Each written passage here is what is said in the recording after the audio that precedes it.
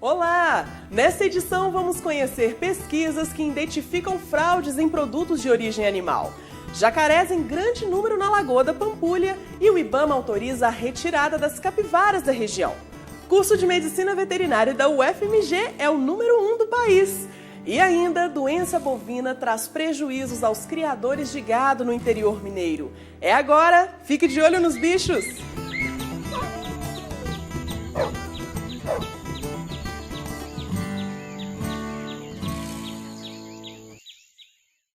Produtos de origem animal, como a mussarela e as variadas espécies de peixes, fazem parte da nossa dieta. Mas você já desconfiou da pureza deles? O Laboratório de Genética da Escola de Veterinária da UFMG trabalha com a identificação de espécies e ajuda no combate às fraudes. No cotidiano é mais ou menos assim.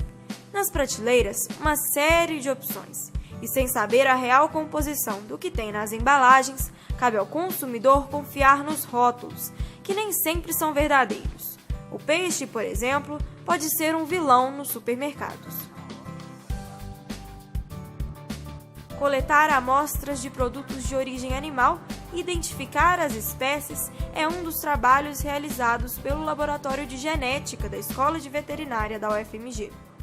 O trabalho inicial do laboratório é o trabalho de pesquisa em paternidade de animais, bovinos, equinos e mais recentemente de búfalos. Animais puros, de raças puras, eles têm que ser, a genealogia desses animais tem que ser confirmada por um teste de DNA para que eles sejam registrados nas associações. Então a gente desenvolveu esses testes aqui, implantou os testes e já realizamos há mais de 20 anos esse trabalho. Credenciado junto ao Ministério da Agricultura, Pecuária e Abastecimento, as pesquisas do laboratório prestam serviço à comunidade. A ocorrência de fraudes nos pescados ainda é muito comum. Isso porque hoje não há um selo ou certificado oficial que garanta ao consumidor a origem do produto. Hoje em dia a gente não tem nenhum selo, nenhuma identificação dessa que comprove que o peixe é realmente aquela espécie. A gente tem demandas, o laboratório já tem demandas com tanto parte pública, como o Ministério Público, para tentar tornar esse teste como rotina para identificação de fraude. Aspecto alaranjado e carne consistente. Olhando assim, é fácil identificar o salmão. Mas no laboratório de genética, é a aparência do DNA e não só do peixe que é levada em consideração. Danilo explica como é o processo de identificação. A gente faz a coleta, tanto em restaurante quanto no supermercado, e traz para o laboratório. Extraímos o DNA, fazemos uma amplificação desse DNA para a gente poder trabalhar com ele e depois a gente passa por sequenciamento. E com essa sequência que a gente obtém, a gente, comparando com outras sequências, a gente consegue saber qual peixe realmente é.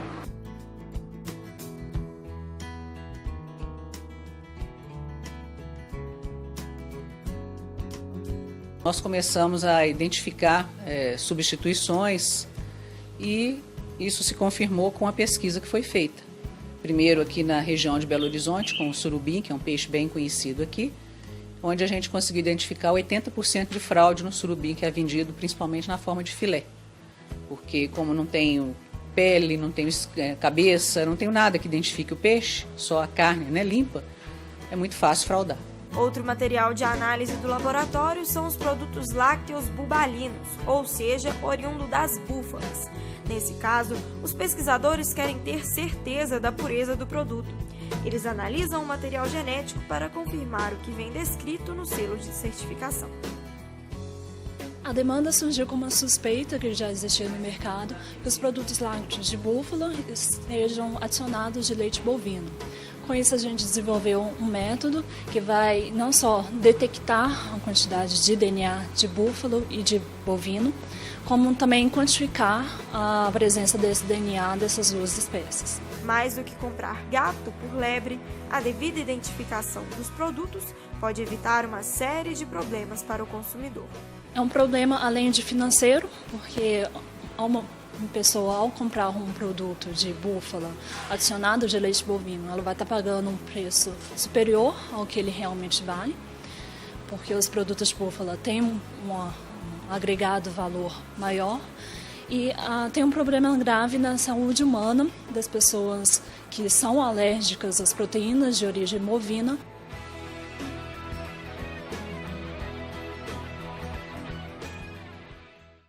Você sabia? As capivaras que habitam no entorno da Lagoa da Pampulha vão passar uma temporada longe da orla.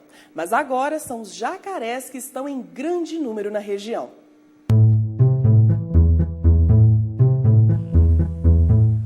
O IBAMA autorizou a retirada de mais ou menos 100 capivaras que habitam o cartão postal da cidade. O manejo pode durar 45 dias e vai ser realizado pela empresa Equalis Ambiental, contratada pela Prefeitura de BH. Quando capturados, os roedores ficarão em quarentena e um exame vai analisar o estado de saúde dos bichos. Os saudáveis poderão ser encaminhados ao habitat natural. Enquanto isso, um levantamento feito pelo consórcio de empresas que trabalha no desassoreamento da lagoa apontou que já são cerca de 20 jacarés morando no local. Filhotes e adultos foram vistos em pontos próximos à Ilha dos Amores. A Secretaria de Meio Ambiente e o IBAMA estudam o caso.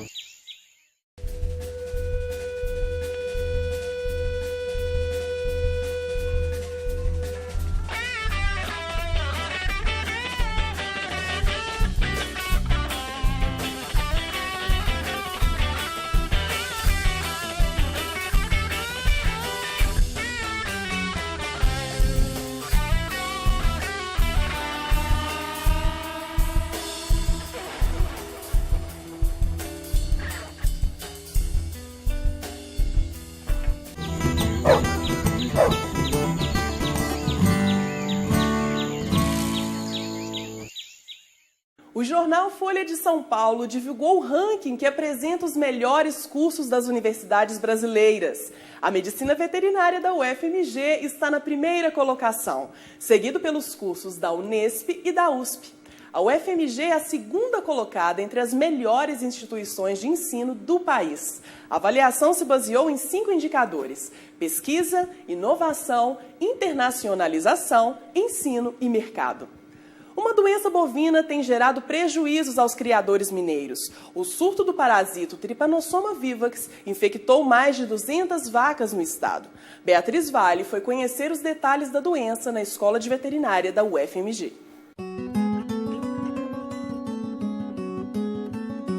O primeiro caso de Trypanosoma vivax em bovinos em Minas Gerais ocorreu em 2006 e 2007, na Fazenda Experimental Professor Hélio Barbosa, da Escola de Veterinária da UFMG, que fica em Igarapé. Foi observado que as vacas estavam com menor produção de leite, devido às anotações e às análises frequentes, que as vacas não estavam dando a produção máxima, que chama pico de lactação, não estava atingindo. Algumas vacas começaram a emagrecer, então pediu auxílio ao pessoal da clínica e eles fizeram uma avaliação de algumas vacas e em uma delas, na amostra de sangue e feita a lâmina corada, foi observado a presença de um trypanosoma. Apesar de o tratamento ter sido feito de forma adequada, a fazenda sofreu com os prejuízos. Animais foram definhando, perda de peso, 75% das vacas estavam anêmicas. O surto que ocorreu aqui na Fazenda Experimental Professor Hélio Barbosa no ano de 2006 só foi controlado no fim do ano de 2007. Nesse período, a doença causou diversos abortos, a queda da produção de leite e a morte de 11 animais. O que ninguém esperava é que 8 anos depois, um surto parecido atingisse o estado, dessa vez matando mais de 500 animais. O surto já atingiu rebanhos em Abaeté, Biquinhas, Maravilhas, Martinho Campos, Itamarandiba e Pompéu. O contágio se dá inicialmente pela picada da mosca de estábulo, um dos vetores do Trypanosoma vivax. Quando ela alimenta no animal infectado, ela introduz as peças bucais, então entra em contato com o sangue do animal. o animal sente muita dor durante a alimentação, então interrompe a alimentação e ela procura outro animal próximo para continuar a alimentação. Então, de um animal para outro, ela vai levando pequenas quantidades de sangue e se alimentar no animal infectado, leva o tripanosoma nas suas peças bucais.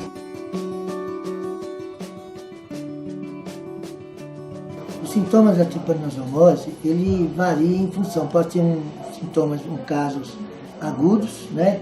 Que geralmente são esses casos quando a doença chega na região, é muito frequente os casos agudos, onde o animal apresenta diminuição da produção de leite, aumento da temperatura, às vezes cegueira, né? E o animal fica muito apático e até mesmo a presença de vários animais abortando, então realmente a diarreia também, às vezes não apresenta diarreia, então os sintomas são bem variados. A maioria dos animais infectados até agora foram vacas em lactação. O IMA, Instituto Mineiro de Agropecuária, estima uma queda de até 60% na produção de leite da região central do estado. Outra curiosidade é o fato do surto ter começado fora do período das chuvas. O tempo seco dificulta a reprodução dos insetos. As duas evidências levaram a uma nova hipótese sobre a propagação da doença. É comum no gado de leite aplicar oxitocina na veia mamária para favorecer a descida do leite. E eles utilizam apenas uma seringa com uma agulha para todos os animais. Então eles inoculam a oxitocina na veia de um animal. Ao retirar a agulha, ver um pouquinho de sangue, ao introduzir na outro animal, ele vai levando então pouca quantidade de sangue, mas contendo tripanosoma. Então ele difunde rapidamente o protozoário dentro do rebanho leiteiro. Um dos problemas do tratamento da parasitose é a dificuldade no diagnóstico, pois existem várias doenças com sintomas semelhantes. É importante que quando tem esses casos de tripanosomose, que se preocupe em fazer realmente o diagnóstico, né? O diagnóstico com os exames de laboratório, os exames complementares que existem para esse objetivo, no sentido realmente de dar um diagnóstico e tomar as medidas adequadas. Por exemplo, aborto, não é só tripanosoma. Tripanosomose, pode ocorrer tripanosoma, leva a aborto nas vacas, mas existem várias doenças que provocam aborto. Outro obstáculo que especialistas e produtores enfrentam é a falta de um medicamento eficiente no combate ao parasita.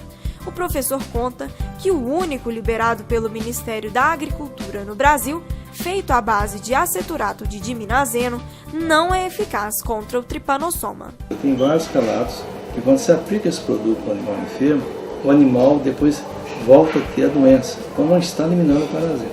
Além de ser um remédio caro. O medicamento ideal para o tratamento não é produzido no Brasil e só pode ser adquirido com uma liberação do Ministério da Agricultura. O que está acontecendo é que essa liberação não é rápida. Então, para você ter um foco e precisa um surto, precisa ter o produto na mão, está gastando de 4, 6 meses para chegar o produto ao produtor. Nesse período, o que está acontecendo é a difusão da doença em vários municípios e outras regiões, agravando as perdas causadas por tripanosoma viridis. Mesmo com o surto controlado, os professores que administram a fazenda experimental ainda realizam diversas práticas para prevenir a doença. Então a gente procura evitar, melhorar o manejo dos dejetos, tanto do suíno como das aves e dos bovinos, para diminuir a população de mosca. É uma agulha por animal na vacinação e, se for também, agulha descartável para as vacas no que for necessário.